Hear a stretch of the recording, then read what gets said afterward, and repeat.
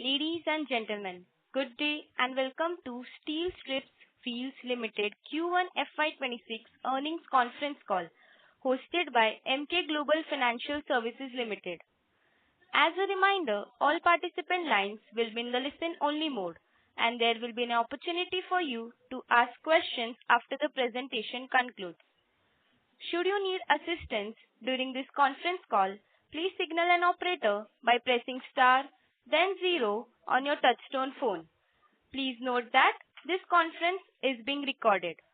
I now hand the conference over to Mr. Chirag Jain, Deputy Head of Research from Emkay Global Financial Services Limited.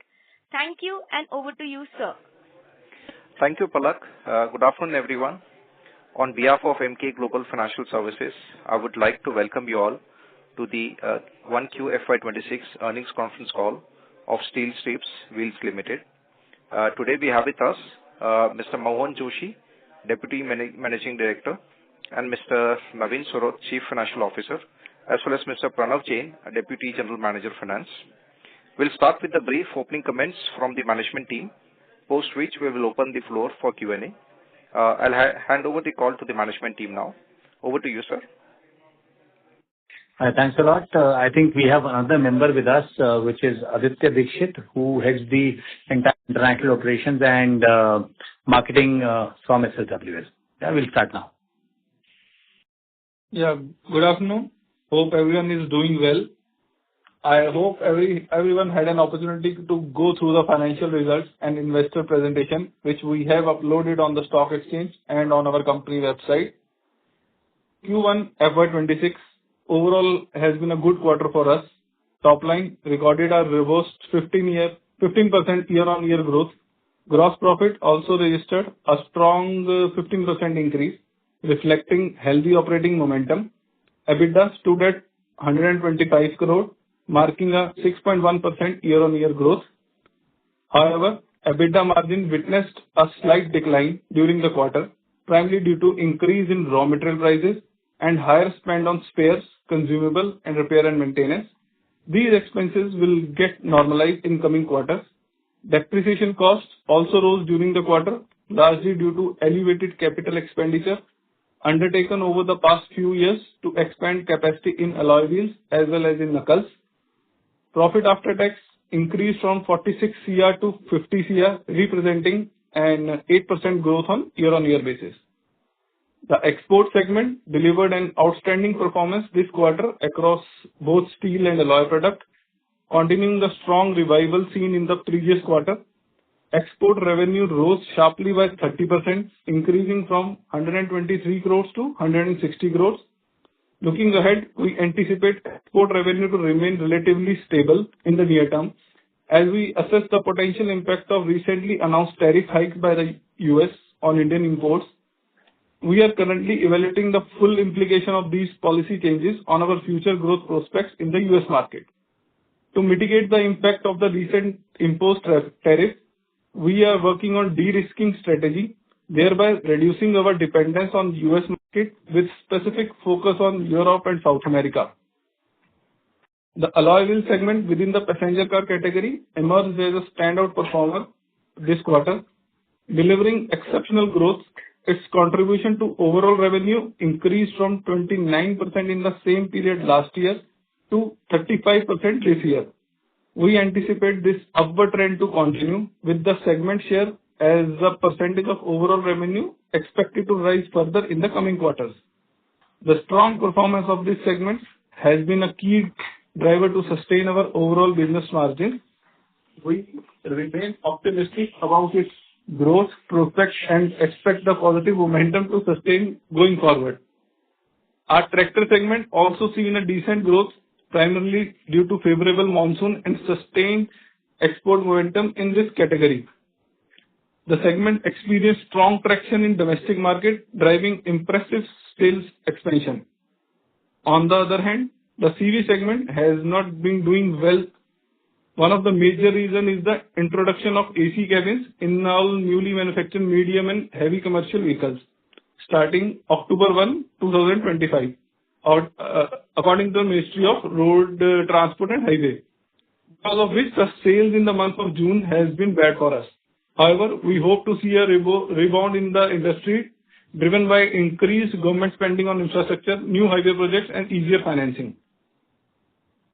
Our new aluminum knuckle segment has done well for us in the quarter, which had commenced commercialization in the third quarter of last year, with an initial capacity of 2.5 lakh units per annum.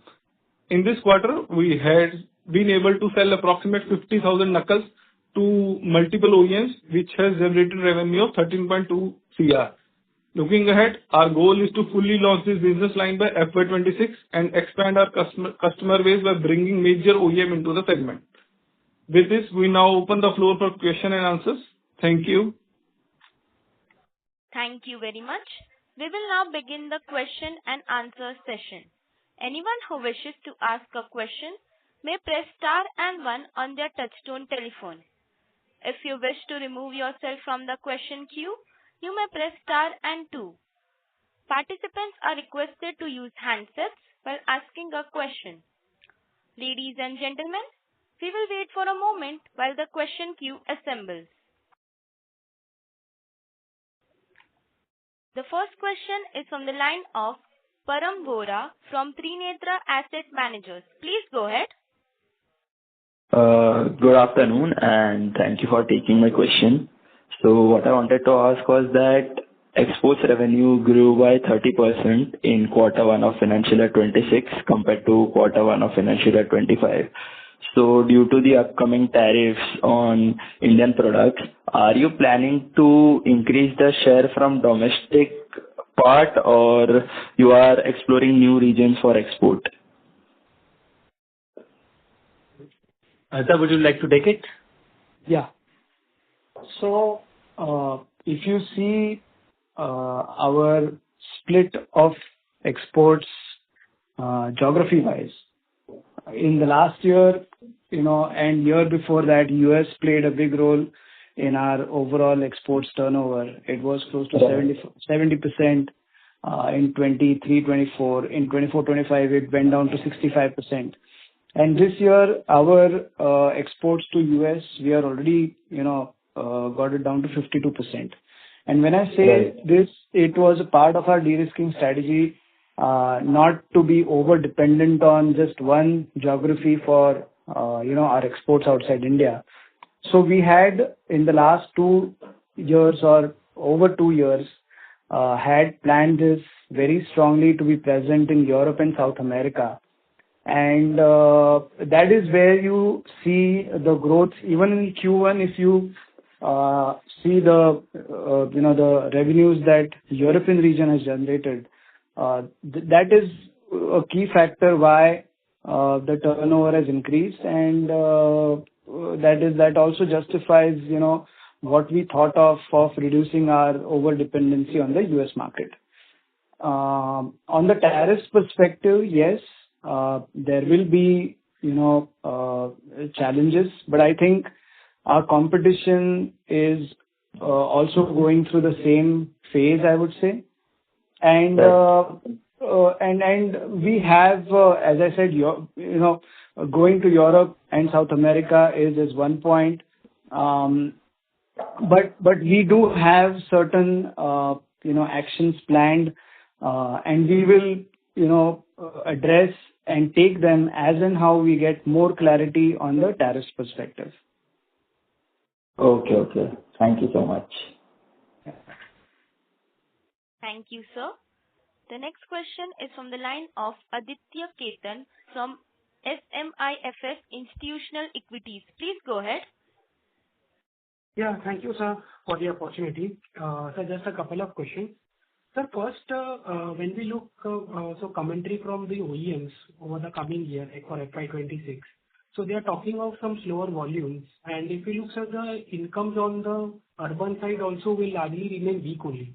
So how you see the transition from the steel wheels to alloy wheels? Like, so would the transition be that smooth, or there will be some short-term hiccups in that, in this transition, if the growth is low? I think from the OEM commentary, I think we agree to that commentary from a perspective of growth in each of the segments.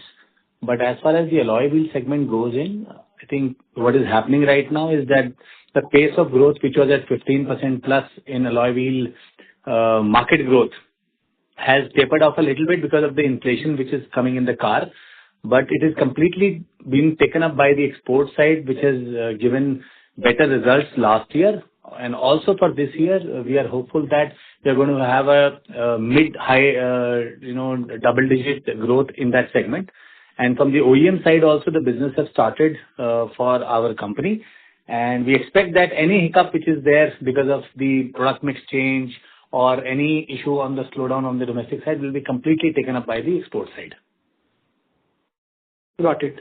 Sir, so when we look at the volumes for this quarter Q1, so we have grown by roughly 4% on YOY basis. And sir, like we have said, around 15-20% growth overall, and export side to be larger. So export numbers largely look to inline, but the overall volumes in the domestic side looks to be largely on the lower side only. Are we sticking to overall guidance? So are you talking about the full volumes, value-wise top line growth, or we are talking about volumes or something? Volume-wise. Okay. So on the volume side, I believe that I don't think so that we said 20% growth on volumes for the whole company. Are you talking about? Yes, sir, largely for the open. For the company, I don't think so that it is 20% we said that. But still, I would like to say that last year's volumes and this year's market condition, given that we are of the faint knowledge of the export impact yet to be absorbed, I believe that the volume growth is going to be anywhere between the current, the last year plus close to 9 to 10% in terms of the, industry dynamics. In terms of the value will be better because the alloy segment is doing better, the CV segment is doing better, and the export segment is doing better. Got it. So just one last question. Sir, onto our monthly numbers which we report. So June numbers have been reportedly onto the muted side only. Like on volumes, I think it is the lowest volumes monthly which we have reported in the last 2 years. Roughly around 10,000 some. Any outlook, sir, like why it has weak and how is the outlook for the coming quarters? So I believe that you would have seen that there are 2 reasons to it. One is the June quarter shutdown, which is usually the part of the PV side of shutdown, which is one of the case. The second thing is I think there is a production output adjustment which is happening from the OEM to adjust the inventories. And the second factor is coming in from the CV side, which has caught everybody by surprise. Because of 2 things, there is a AC cabin changeover from the compliance side, because of which the inventories were to be controlled, and the AC cabin availability for doing the full production during the monsoon season was on a shorter side. So this is one of the reasons which we felt the overall volumes have been impacted. And I believe that now the normalcy will come up where the confirmation of AC cabin availability for the CV cycle has been given from August onwards. And I think the ramp up on August onwards in terms of the typical cycle of CV uptick starting from September, October will be visible. And it will be 1 quarter knockoff. I think the volume will improve from here on. Got it. Thank you, sir. I'll join back in the queue. Thank you, sir. The next question is from the line of Gautam Rajesh from Everflow Partners. Please go ahead. Hi, sir. Good afternoon. Thank you for the opportunity. I had 2 questions. My first question is, what sort of growth do we expect in the alloy wheel segment in the domestic market? On the alloy wheel side, on the domestic side, we feel that the volumes are still great, given that our share of business is at between 30 to 35%. And with our share of customers growing better, like Mahindra, I think we expect this year to be close to almost 12%, 12% kind of a growth, which we expect from the domestic side. And export, I think the volumes are going to be close to 18 to 20%, given the momentum we have. And we do not have a very large exposure to US, so we are safer on that side. European side is safer from the export side. Understood. All right. And then my next question is there any change in the growth outlook or order inquiries for the export business with the evolving situations of the tariffs you are mentioning, sir? Aditya, will you take it? Sorry, could you kindly repeat the question? Yes. Is there any change in the growth outlooks or order inquiries that you've gotten for the export business with the evolving situation on tariffs that you are mentioning? Yeah, I would say, Europe is definitely very strong, and it is again an area which we had made conscious efforts to grow our business in. So that remains pretty strong. As far as US is concerned, I think all the buyers are just holding back their orders for another probably a week or max 2 weeks, because I think they're all waiting for what happens on 7th of August. If at all there is any difference between what has been told until now and how it turns out beyond 7th of August. But, I would say that it is not going to be, I would say, complete drop of orders. Yes, this situation, we feel that it will remain dynamic because there are a lot of, question marks yet, not just about India, but even if you talk about Southeast Asia, US is going to go very strong against transshipments. So, anybody who was buying, say, steel or aluminum on commodity from China and making them elsewhere in Southeast Asia region, where our competition also has their manufacturing plants. So they are going to go very strong against them. So I would say that all our US buyers are being very cautious and they are, operating at very marginal inventories, because we also, it also depends on how the market is going to react to all of these tariffs. At the end of the day, it's going to be a burden on the inflation. So it's a very big process which will have much more time, to make a sense out of it. Understood. So basically, the Europe side, you see strong inquiries and growth outlook, while US side it's a hold, till there's more clarity on the tariffs. Am I getting that? Correct. Correct. What about South America, sir? South America is also strong. I guess we are receiving healthy, RFQs from the OEMs. And we have recently won a few projects in that region. So that still remains, it holds a lot of potential to have more business in that geography. Thank you. So that would be on my side. Thank you. Thank you, sir. The next question is from the line of Jyoti from Arihant Capital. Please go ahead. Yeah, thank you for the opportunity. So just wanted to understand, on the knuckle side, with Q1 knuckle sales 50K units, so when do you expect full 10 lakh capacity to be utilized?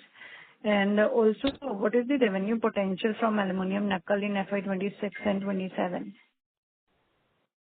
So as we said that the first phase of capacity is at 500,000, which we updated that for this financial year towards the Q3 end and Q4. This capacity will be almost at 85 to 90% utilization, and the new capacity is already up for for being set up in Gujarat, which is going to be for additional 1 million, which will be coming for production by March or April 2026, and that will be having an order book of close to around 900,000 for financial year 26-27. So this is the outlook as we have right now, and as this part is on safety part as well as very close to the electric vehicles.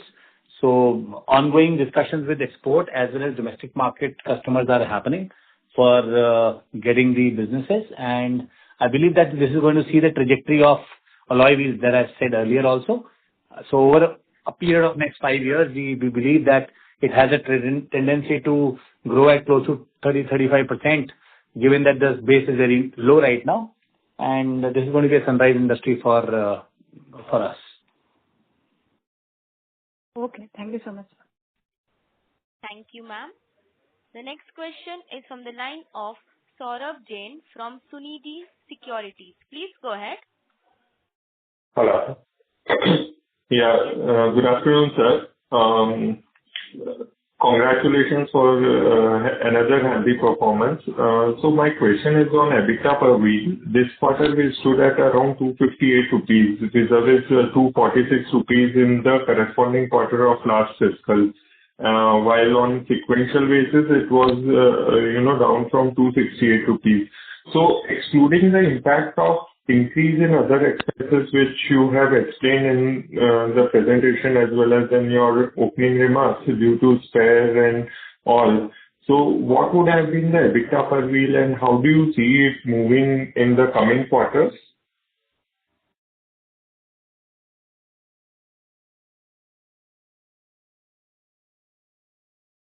Hello? Yes, sir. Hello? Aditya, sir? I think that should be answered by Mohan or Naveen. It was particularly to EBITDA of the total company, right? Yeah.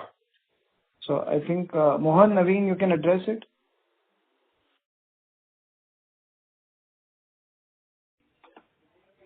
Mohan, sir?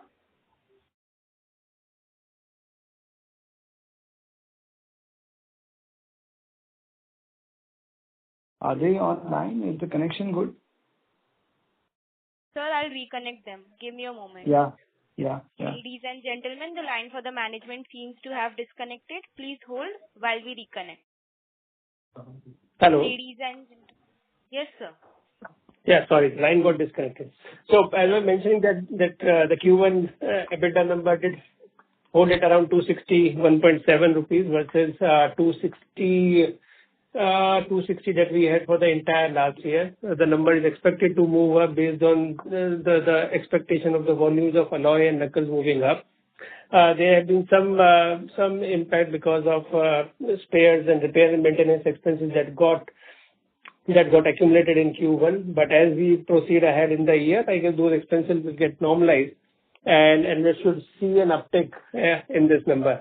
But it'll all depend on what kind of volume that we are seeing going forward, specifically on the domestic front. If the volumes are expected to hold the current level, I guess these EBITDA levels will also hold. Okay. Sir, my next question is on export realizations. So realizations were quite robust at 2,000 rupees overall. I'm talking about, especially alloy wheels also was quite robust at more than 5,000 rupees, which was like 20-25% up on a YOY basis. But in July, our volumes, exports volume overall were down 28%, while our value terms, there was some moderate growth of 4%.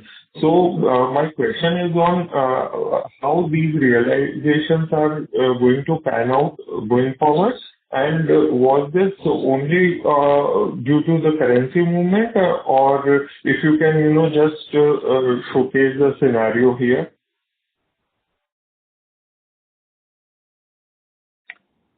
So Aita, you want to take this up? Yeah. So I think July, because the volumes are going to be very consistent going ahead for aluminum wheels also. I think what you meant to say was that whether the correction on the margins was only because of currency adjustment. Was that the question? So, sir, it's about realization. So our overall realizations in this quarter was at around 2,000 rupees, vis-a-vis 1,750 in Q1 of FY25 and 1,960 in the previous quarter. And also alloy wheels realization was also north of 5,000 rupees. which was like 10% higher almost. So just wanted to understand whether this was due to currency or and also like a reason of the same, and how do you see realizations going forward? Yeah, I think, for all the customers, we have got typical settlement contracts on both commodity as well as the exchange, foreign exchange. So I do not see the realization going, very differently than what you see presently for the remainder part of the year. Okay, that's helpful. Sir, my next question is on this. Just to add to what Aditya has said. So when you are looking at the realization value for July, you are looking at the overall number for exports and the overall value for export, whereas there is different segments that are being catered to within that export segment. So the mix of what we have catered to in July, let's say in PV steel, PV alloy, OTR, tractor, truck, have its play on the overall value as well. So when you say that the value or realization value has moved up from level A to level B, I guess there is an impact of change in mix as well. So that's why you find that the drop in volumes are huge, whereas there is an uptick in the value. So there will be a factor of mix as well in this. Right, understood. And so my next question is on this proposal to incorporate a wholly owned subsidiary in European Union, and with respect to that, there is one press release which has come post the start of this call that the company has received a nomination for close to 300 crore business from European OEMs, two European OEMs. So if you can shed some more light on the same. Like what would be the strategy here, whether we are considering any acquisitions, because on the last call also you had indicated that many businesses are shutting down in Europe, and you had some offers as well. So whether we are looking at manufacturing or for this new subsidiary, and also if you can talk about this orders of 300 crores for steel wheels. Yeah. So, Naveen, shall I take that? Yeah, please go ahead. Yeah. So I think the first point, as far as formation of European entity is concerned, that is a part of requirement which one of the OEMs who has awarded business about a year back had clarified to us. So it was bound to happen as that is part of the agreement that we have with them. Yes, in Europe, given the cost escalations, there have been certain opportunities which are under, that had come up for discussions, but, the matter is too sensitive to be spoken about or clarified upon in this forum. I would park it over there.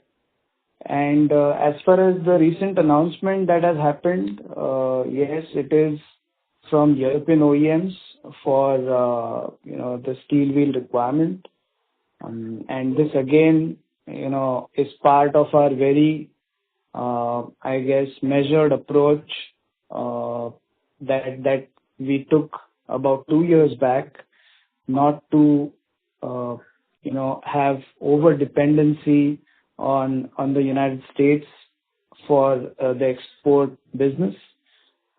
Because OEMs have their own lead time, they have got much longer lead time to award business per se. So this is not an effort of yesterday or 6 months back. We have been working on this strategy very, very diligently for the last 2 years, and now we see that the businesses are getting awarded in European region as well as the South America portion of the world, and these are awarded by leading European OEM. So I think we have got enough credibility in the system now that these OEMs have got confidence in our capabilities, and I think there is much larger potential that will come to SSWL's platter in the months and years to come.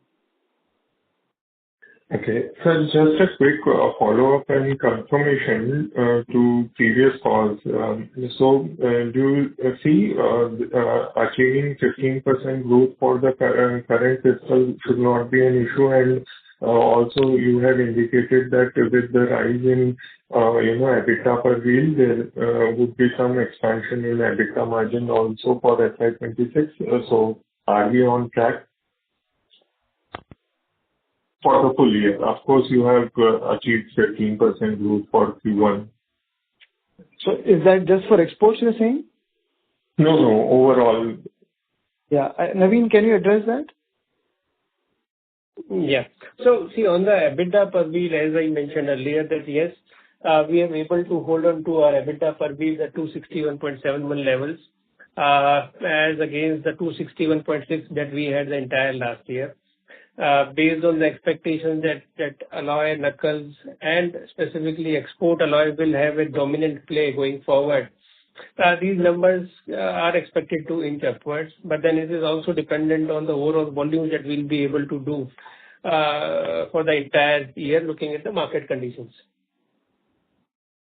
But if the scenario remains as is, we should be able to see a better number. Okay, sir. All the best. That's all from my side. Thank you. Thank you, sir. The next question is from the line of Antima Jain from RBL Bank Limited. Please go ahead. Hello. Yes, ma'am. Please go ahead. Yeah, good evening. I want to know about what impact will it cause on the company regarding the US tariffs?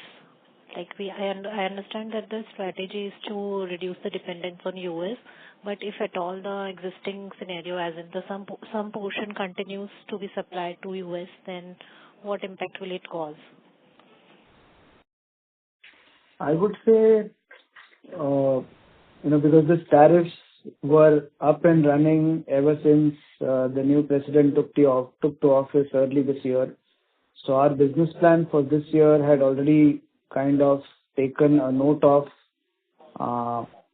some challenges in the US portion. So I would say the existing business plan should be, pretty much on track despite the existing situation on the tariff side. And as I said, it is not just India, but all several, other countries wherein our competition has got their manufacturing plants. They are also going through the same situation.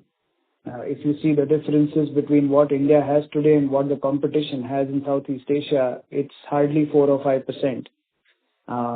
So I do not think that 4 or 5% is going to be a hurdle wherein we just do not find a solution for. But as I said, we are taking things one at a time. So till we have more clarity in the next couple of weeks, we will do the needful. But all we can say at this point of time is that we are still very much hopeful that we will be able to complete our business plan for this year. Okay, so we can have the same margin guidance for this year as already informed by the company. The same margins is expected, right? Yes. Okay, thank you. Thank you, ma'am. The next question is from the line of Anand Kulkarni from Front Wave Research. Please go ahead. Thank you for the opportunity. A couple of questions from my end.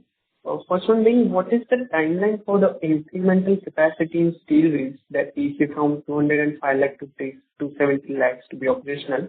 Additionally, what is the utilization rate we are looking at on this increased capacity?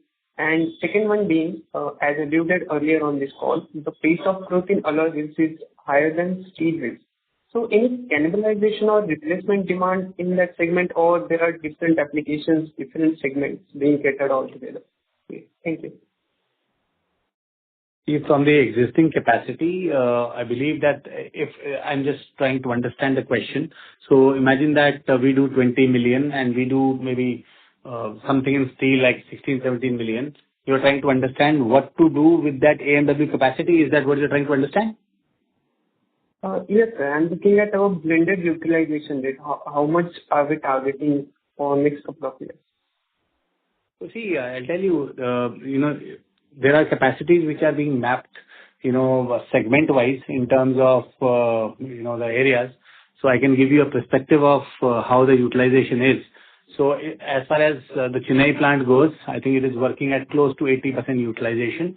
As far as Dappar goes, it works at close to 70% odd. And when we talk about Jamshedpur, I think it is at close to 80%. And Mehsana is at close to 85 odd percent. And further capacity expansion is already happening there. And the overview going forward is, while utilizing the assets of AMW for capacity expansion in our commercial vehicle domestic business, which will be completed by September 2025 or October 2025. We'll add close to almost 500,000 capacity to cater this de-risking philosophy of 80% plus utilization happening in the truck segment. And it will also optimize the economies of scale, the margins by close to 0.5% to 0.75% in the CV segment. And in the PV side, I think the capacities are enough, and we are completely focusing on the areas of export size where we feel that there are turbulences which are happening in the European manufacturing, and where India can be a big beneficiary of that turbulence of manufacturing ability and sustainability. So I believe that Aditya can throw some light in terms of what he sees from export steel wheel business in terms of the area of turbulence that I'm talking about.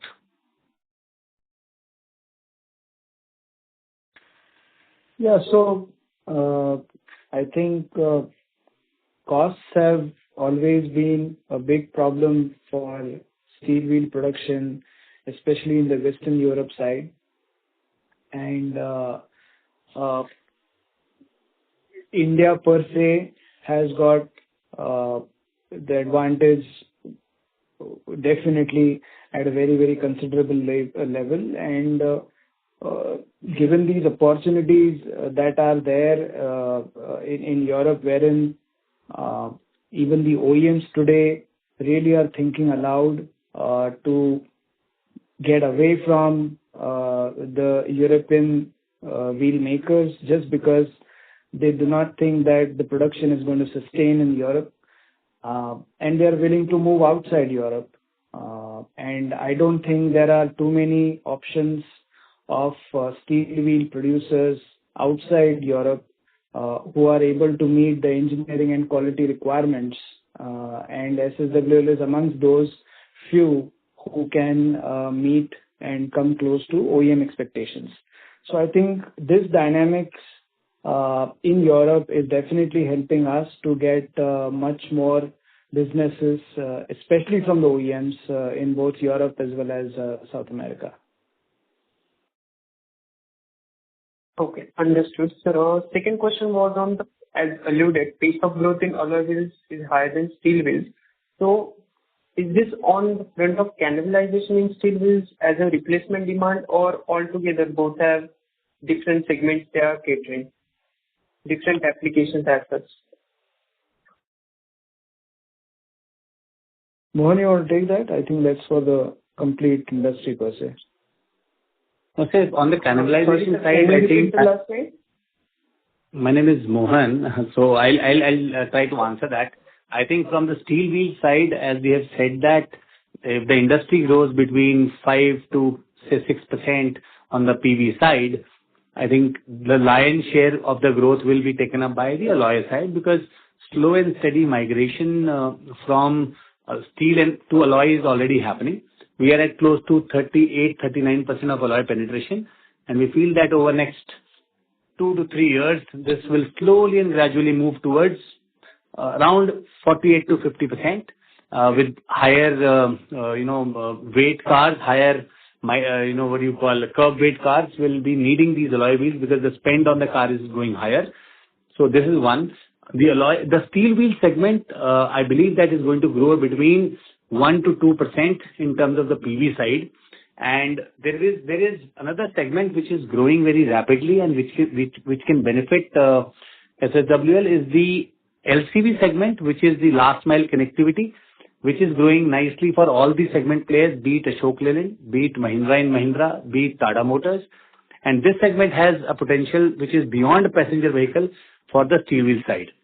And obviously, there is the market of steel, which is obviously in Europe and US, which is being targeted. And I fairly believe that some share of business will definitely come from the OEM side, given that there is huge issues of manufacturing cost, which is happening from the European side over the next 2 to 3 years. Understood. Great. Couple of questions, if I may squeeze. In previous earnings call, it was alluded that manufacturing cost for alloy wheels is approximately 4x of steel wheels. So where do our aluminum knuckles fall on this cost spectrum? And second one being, any update on proposed entry into lower and upper control arms? I think, firstly, 4 times is the raw material price, and that's why the wheel price was the context. I don't think so that somebody gave a comment on the manufacturing cost. I think steel wheel is, say, 1,000 rupees, so alloy wheel will be 4,000 rupees would have been the discussion. But nonetheless, I think I'll try to answer that. I think from the second part of your question on the upper and lower control arm, there are some RFQs which are being discussed with export denominations as well as the domestic denominations, where this is a concept which is getting discussed, and some R&D is already working on this, and over a due course of time, we'll try to give some clarity on the subject.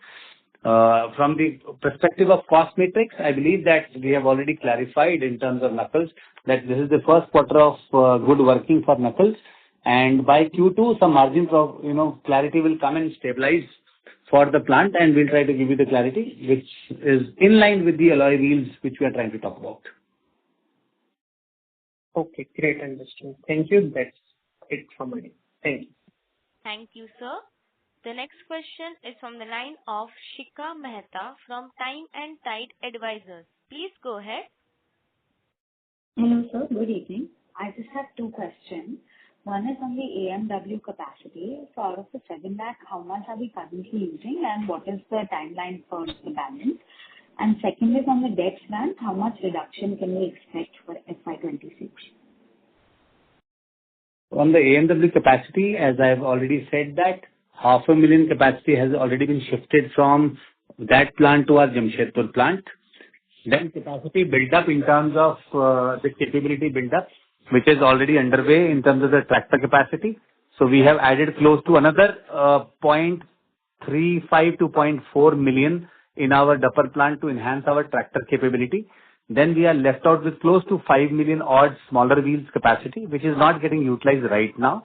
We are not using that capacity because we are self-sufficient on those smaller wheels in our existing plants. But the machinery which is there is being utilized to increase the capability of quality and the capability of manufacturing as well as capability of testing, where the machinery is going to be utilized. And maybe over next 3 months, we will try to give you the clarity in terms of how we are going to use AMW Bhuj for our future steps. There is some discussion which is going on right now with the all stakeholders, and we'll try to give you the clarity over next quarters. In terms of the second question, which is about what did you ask? The debt reduction.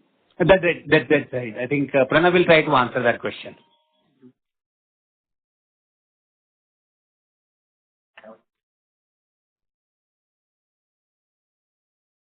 So we are doing capex of roughly, I think, around 280 to 300 CR within this current financial year.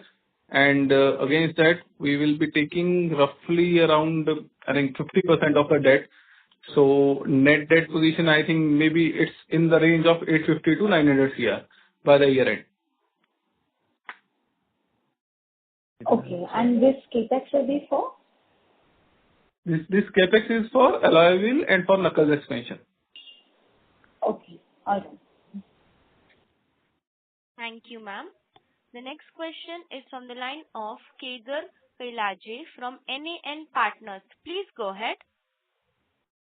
Yeah, hello. Yeah, thanks for the opportunity. So my first question is regarding your gross margins. Now, I understand your EBITDA margins have dropped because of increase in other costs, but I wanted clarity on why the gross margins have dipped despite the higher contribution from alloy wheels, like 29% to 35% now, and exports also contributed higher in terms of percentage. So shouldn't your gross margins actually improve because both these segments are higher margin segments?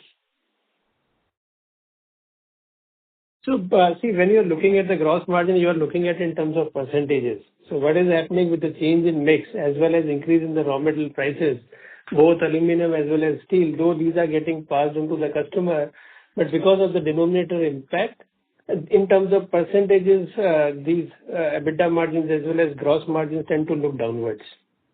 But they have not decreased. If you look at the EBITDA per wheel, that number has actually improved versus Q1 last year. So when you look at percentages, it gives you a misnormal picture.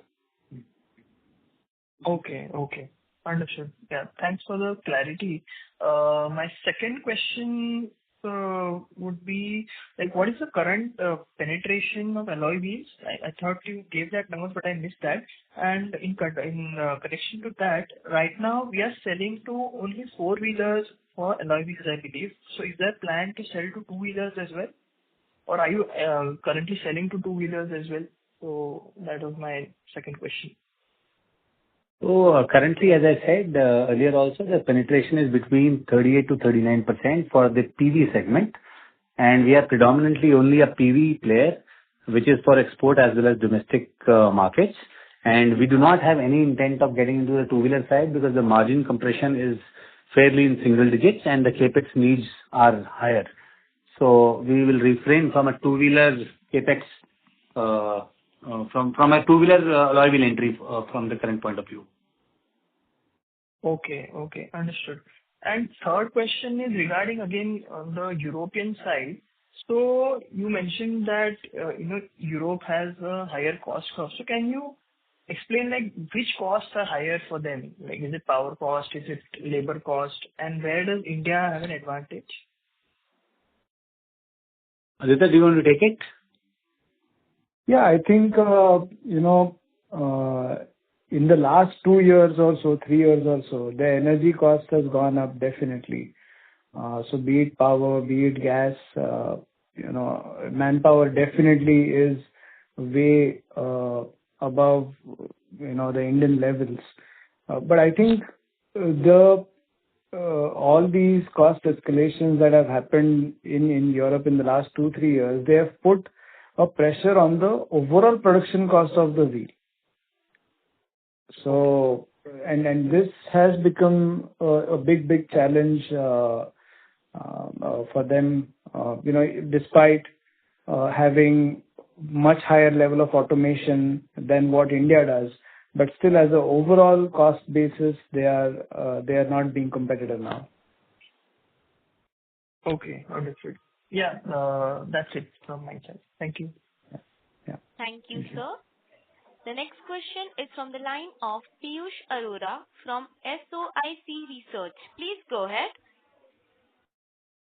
Hi, sir. Thank you for the opportunity. Sir, my question was more to do with the financials in nature. So last 3 years, I think our business has changed. Basically, we are going for more geographical expansion and stuff. Yet when it comes to our PAT growth, it is flat over the last 3 to 4 years. So what do you think are the probable reasons for that? So if you look at even in the Q1 result, I guess there are two main factors which are contributing to lower PAT. One is depreciation, because there have been a back-to-back capex that we did in last 3 years. All that capex is getting capitalized, either it is in the form of alloy wheel expansion or putting up knuckles facility. Now everything is getting capitalized and there is a depreciation attached to it. So that depreciation number has already moved up. If you look at even in Q1, that number is around 30 CR versus 25 CR for March or 24.8 CR for June. So this number on an annualized basis will be around 120 CR versus 101. So this is one factor. The second factor was increase in the finance cost, though it is coming down quarter on quarter if you compare it with, let's say, Q1 last year or Q4. But that number increased because of higher CapEx. So CapEx has a compounding effect on both depreciation as well as interest, which is impacting the PAT growth. But going forward, since now the CapEx is more or less normalized and there will be an incremental effect on the revenue of the CapEx, which we have already done, I guess we should see a growth in the PAT as well. And sir, second question is, I think this quarter we saw a bit of expansion in gross profit margins, but our EBITDA margins were down because of higher other expenses. So question was that, have we preponed some of the expenses, and as the year goes along, do we see some benefits of operating leverage kicking in when it comes to your overall EBITDA margins on the reported financials? So what has happened, there are certain expenses that otherwise would have been spread over the entire year. But looking at the demand supply scenario, there was opportunity which was available to us to prepone some of these heavy repair and maintenance expenses. And we did it in Q1 itself and save ourselves with any line stoppages going forward. So these expenses will get normalized as we move forward. And we do expect like 15% type growth this year top line. 15% growth in top line, see, it all depend on what kind of volumes which are there on the table. And sitting at Q1, I guess, so we did had a 15% growth in Q1 versus Q1 last year, but it is now all depend on what kind of volumes which are on offer from the customer in Q2 and going forward. So if the volumes remain so, I guess yes. But if there are any changes in the volume from the customer side, that will have a direct bearing on the growth that we'll see. Okay. Sure, sir. All the best. Thank you. Thank you, sir. The next question is from the line of Saket from Kapoor Company. Please go ahead. Namaskar, sir, and thank you for this opportunity. Hope I'm audible, sir. Yes, sir. Please Hello. go ahead. Yes, thanks. Sir, firstly, sir, can you give the sales mix for the export part between US and Europe, and with the tariffs now in place and the uncertainty and the confusion around it, are we looking for this 1,000 crore revision for the 1,000 crore export target that we have set up for this financial year 25-26 earlier?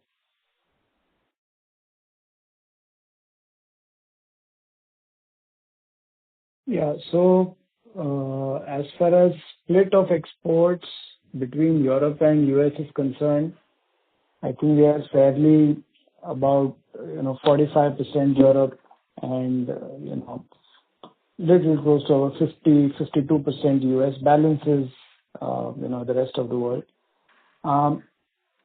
But that's the split that we see, and that should amount exports for this year to hover around 600 crores. That's the number that we have, and that's what we had even planned for this year.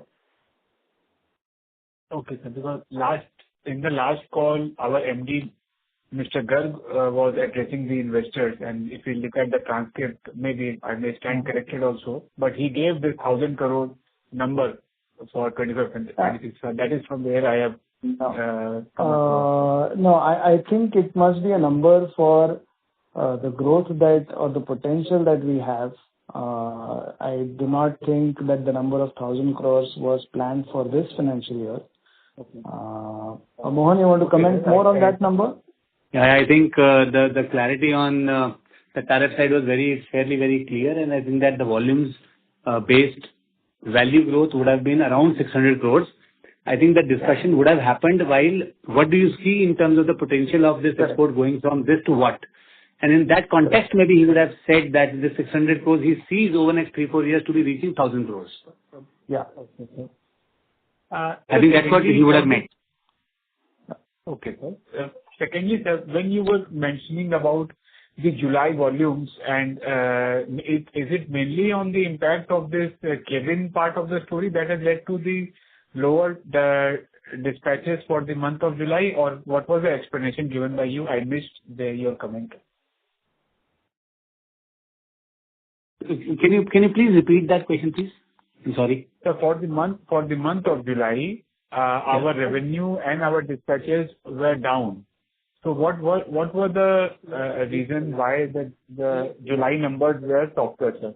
And what does it indicate for the ensuing quarter, sir, in terms of the business sentiment? So I'll try to share that. I think this first impact was coming from the CV side, wherein I gave the clarity that the AC cabin got introduced and it got a bottleneck from the manufacturer side to meet the demand of the customers. So there was a little bit of shock which came to the industry, and the inventory of the pipeline got cleaned up in that context. The second thing was from the export side, where the anticipated tariffs which are not known and people are in that question mark whether what is going to happen. Little bit of pause came in there in terms of the clarity that let me see the order and let me see what he does and then I take a decision. So there was a lot of indecisiveness in this process which got these volumes in the month of July, and I think in the month of August I think the situation looks a little better, and the situation of US still remains very uncertain because people are still waiting that you have 7 days of negotiations or something, and if something comes up, then the ships will move here and there. But till that time, clarity is not there. It is very tough to give you a very concrete answer that this is how it is going to be panning out. Aditya, am I correct? Correct, Mohan. Okay. So as of now, we are not sure how and who is going to bear the impact for the tariff part also, since we have already billed and the dispatches must have happened for the month of July, which will be reaching the customer somewhat in August. So in that case, how will tariff be shared and what will be the impact on margins? So no, I don't think so there is any impact. There won't be any impact on the there won't be any impact on the margins because it is very well understood and that's a part of our pricing that we submit to the customer, that whatever tariffs are applied when the goods arrive at the port, US port, those tariffs will be borne by the customer. So there won't be any impact on. Also, Aditya, I will try to give you some clarity more here that the tariff system works like that. The day it gets into effect, from there the transit time has been covered because obviously there is a lot of transit time which is considered. So bill of lading, which is the base document, will be considered for the tariff execution. And we have another maybe 3-4 days when this diplomacy has to work. And if it doesn't work, it's okay. From 8th of onwards, whatever boards the ship and reaches America will be participants to the tariffs that they have implemented. Right, sir. So 2 small points. Firstly, on the aluminium knuckles, what are we emphasizing in terms of capex that we'll be spending for this year, and by the end of this financial year, what would be our capacity for the aluminium knuckles part? So as I said, the capacity in the first phase is at close to 500,000, which is already under production, and by Q4 we expect this 500,000 to be utilized close to the tune of almost 0.4 million kind of pace. And there is an expansion which we have discussed just now, some questions back, that another 1 million knuckles is getting conceived, where we expect by next financial year end, the Q4 of 26-27, we see the pace of close to 0.8 to 0.9 million knuckles per month in terms of the pace. And further, the order book and the development is already getting discussed, domestic as well as international market customers. And as and when the capacity will be needed to be expanded beyond this 1.5 million, we will let you know. So 1.5 million is the annual or the monthly? It is annual capacities. But you are mentioning 0.8 for 8 That is the will be pace that I'm trying to talk about. The pace of month will be reaching that capacity because the capacity gets utilized month over month in terms of ramp up. So by January, February, March of 27, we should be reaching around 65 to 75,000 numbers per month kind of a pace. That's what I meant. okay. And on the debt number, sir, what was the as on March, I think so there was some reduction in debt. So what are we guiding to close the year in terms of the long-term debt with this aluminum knuckle capex? It will be in the range of 850 to 900 CR. That is the combined one, sir, the long-term and the Yes, short-term. so long-term and the short-term debt combined together. Okay. Can you give the split between the same, sir, and the cost of fund? Long-term debt will be in the range of maybe, I think, 450 CR. Cost of debt will be in the range of roughly 7 to 7.5%. 7 to 7.5%. Okay, sir. And lastly, sir, as investors and shareholders, our AGMs and all are just held on the last day of the statutory limits. So please, we request the board and the secretary department and all to take note that 30th September being the last date. There should be reasons why AGMs, and that too also on a physical mode. So the participation is also lower and I just kept on the last date. So any reference for why is it done? Can you please repeat that question? What is the statutory thing that you want to know? Sir, 30th September is the last date for holding AGM, and our company being in such a large investor base is holding the AGM on the last date of the statutory requirement. That is the 30th September. So any reasons why we are holding our AGM absolutely on the last date of the statutory, as per the statutory requirement by MCA, and that too also in the physical AGM has been envisaged. So the participation for investors through the OVM platform would have been much better had it been on a hybrid mode. And that was my observation. So it's an out of syllabus question, so we were not prepared for this. So let me just take it up with the CS. It is an observation, sir. It is an I know. observation that I've taken the observation. Let me just take it up with the CS. Yeah. Okay. And thank you. Also, sir, one more observation would be, sir, that our MD, Mr. Dheeraj Garg, would also be participating during the Concall. So that would be on a continuous basis, in continuity, would suffice a lot of things. His participation is also very well needed for a elongate and an insightful discussion. That is also a suggestion. Sure. Being an investor from my side. Sure. Thank you for your feedback. Yeah. Thank you, sir. We'll join the queue and all the best to the team. Thank you, sir. Ladies and gentlemen, due to interest of time, that was the last question. I now hand the conference over to management for closing comments.